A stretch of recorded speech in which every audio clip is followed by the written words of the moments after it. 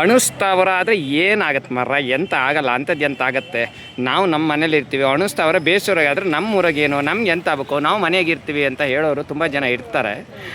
ಸಾಕಷ್ಟು ಜನ ಪ್ರತಿಭಟನೆ ಇಲ್ಲದೆ ಮನೇಲೇ ಕೂತ್ಕೊಂಡು ಸಬೂಬ್ ಕಾರಣನೂ ಹೇಳ್ತಾರೆ. ನನ್ನ ಪುಟ್ಟ ವಿದ್ಯಾರ್ಥಿನಿ ಒಬ್ಬಳು ಒಂದು ಡ್ರಾಯಿಂಗ್ ಬಿಡಿಸಿದ್ದಾಳೆ. ಅವಳು ಅದ್ರ ಮುಖಾಂತರವಾಗಿ ಈ ಎಕ್ಸ್ಪ್ಲನೇಷನ್ ಕೊಡ್ತಾರೆ. ಏನಮ್ಮ ಹೆಸರು? ಏನಮ್ಮ? ಅಮಿಷಾ ಎಕ್ಸ್ಪ್ಲನೇಷನ್ ಕೊಡಮ್ಮ. ಏನಮ್ಮ ಇದು? ಹಾಂ, ಓಕೆ. ಈಗಿನ ಬೇಸೂರು ಅಂತ ಅಂದ್ಕೊಳ್ಳೋಣ ಅದನ್ನ. ಆಯಿತು. ಹಾಂ, ಓಕೆ. ಡಿಸ್ಪೋಸ್ ಮಾಡಕ್ಕೆ ಜಾಸ್ತಿ ಅಂದ್ರೆ ಅದನ್ನೆಲ್ಲ ಫುಲ್ ನದಿಗೆ ಬಿಡಬೇಕಾಗುತ್ತೆ, ಹತ್ರ ಇರೋದು. Okay, okay.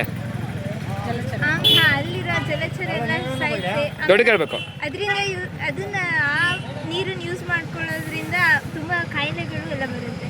ಓಕೆ. ಅದ್ರದ್ದು ಮೇನ್ ಏನು ಅಂದ್ರೆ ಇದರಿಂದ ರೇಡಿಯೇಷನ್ ಬರುತ್ತಲ್ಲ, ಓಕೆ. ಅದು ಫಸ್ಟ್ ಜನರೇಷನ್ ಅಂದ್ರೆ ಅವರು DNA ಗೆ ಡ್ಯಾಮೇಜ್ ಮಾಡಕ್ ಸ್ಟಾರ್ಟ್ ಮಾಡುತ್ತೆ. ಓಕೆ. ಆಮೇಲೆ ನೆಕ್ಸ್ಟ್ ಜನರೇಷನ್ಗೆ ಅದು ಪಾಸ್ ಆಗುತ್ತೆ. ಓಕೆ. ಅದಾದ್ಮೇಲೆ ಏನಾಗುತ್ತೆ ಅಂದ್ರೆ ಹುಟ್ಟೋ ಮಕ್ಕಳು ಅವ್ರಿಗೆ ತುಂಬಾ ಎಫೆಕ್ಟ್ ಆಗುತ್ತೆ. ಅಂದರೆ ಈಗ ಇರ್ತಕ್ಕಂಥವ್ರು ಗೆ ರೇಡಿಯೇಷನ್ ಆಗಿದ್ರೆ ಅವ್ರ ಮಕ್ಕಳು ಮರಿ ಮಕ್ಕಳಿಗೂ ಕೂಡ ಅದರ ಎಫೆಕ್ಟ್ ಆಗುತ್ತೆ. ಕುಡಿಯೋ ನೀರು ಪೊಲ್ಯೂಟೆಡ್ ಆಗುತ್ತೆ. ಉದಾಹರಣೆ, ಇದು ಶರಾವತಿ ನದಿ ಅಂತ ಅಂದ್ಕೊಂಡ್ರೆ ಸಾಗರಕ್ಕೆ ವಾಟರ್ ಸಪ್ಲೈ ಕೊಟ್ಟಿದ್ದೀವಿ. ಸಾಗರದ ಕುಡಿಯೋ ನೀರು ಕೂಡ ಪೊಲ್ಯೂಟೆಡ್ ನೀರೇ ಸಾಗರಕ್ಕೆ ಬರುತ್ತೆ ಅಂತ ಹೇಳ್ಬೋದಾ ಬ್ರೀಫಾಗಿ?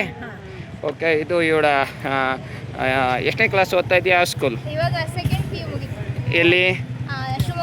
ಶಿವಮೊಗ್ಗದಲ್ಲಿ. ಮುಂದೆ ಏನು ಮಾಡಬೇಕು? ಮುಂದೆ ಇಂಜಿನಿಯರಿಂಗ್. ಓಕೆ, ಒಳ್ಳೆ ಇಂಜಿನಿಯರ್ ಆಗು. ಚೆನ್ನಾಗಿ ಇದು ಮಾಡಿದ್ಯಾ. ಬೆಸ್ಟ್ ಆಫ್ ಲಕ್, ಒಳ್ಳೆಯದಾಗಲಿ. ಇದು ಇವರ ಮಾತು. ಪ್ರತಿ ಒಳಗಿನ ನಮ್ಮೊಳಗಿನ ಪ್ರಜ್ಞೆ ಈ ರೀತಿಯಲ್ಲಿ ಪ್ರವಹಿಸಬೇಕು. ಆ ತಿಳುವಳಿಕೆ ನಮ್ಗೆ ಬರಬೇಕು ಅನ್ನೋ ಕಾರಣಕ್ಕೆ ಇದನ್ನು ನಿಮಗೆ ನಾನು ವಿಚಾರಿಸ್ತಾ ಇದ್ದೀನಿ. ಮಂಜುನಾಥ್ ಆಚನ್ ಮೊಮ್ಮಗಳ? Okay, okay. ಹಾಂ, ಹಾಂ, ಹಾಂ. ಆಗಲಿ.